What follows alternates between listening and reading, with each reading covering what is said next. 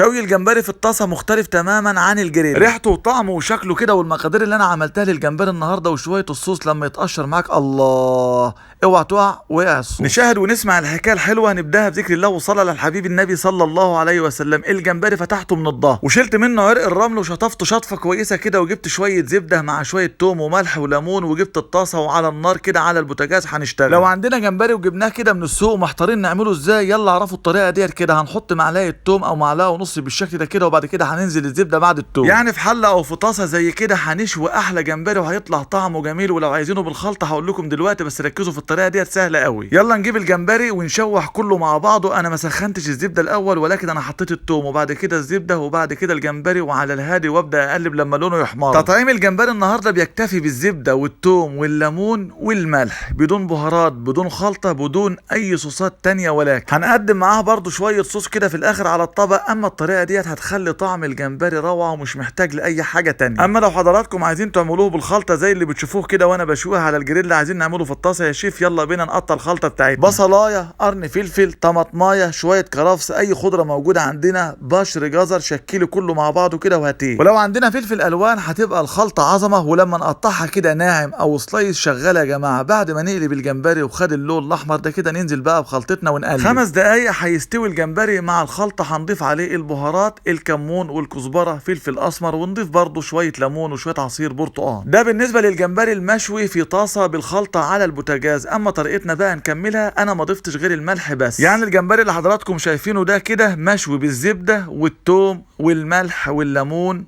فقط. الجمبري اتلون معانا كده وبقى لونه احمر، هنطلعه على طول، هو ما بياخدش 5 دقايق بالظبط. وبعد كده بنغرفه بقى في السرفيز، هتنزل كده بالشكل ده، ومعاه برضه شويه الزبده، معاه الثوم، الليمونه وشويه الملح.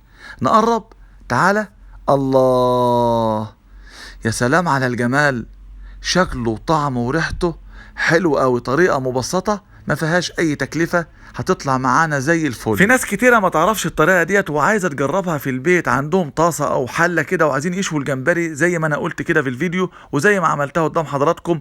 ساعدوهم وشاركوا لهم الفيديو ده، احتمال يشوفوه ويجربوه في البيت. واهم حاجه عندي بقى اللايك الجميل كده من حضراتكم ورايكم في التعليقات. وهنقدم معاه شويه صوص بتر فلاي كده سخنين على السرفيز مع شويه خضره، ونجرنش الطبق بتاعنا كده برتقانه ليمون، هيطلع زي الفل.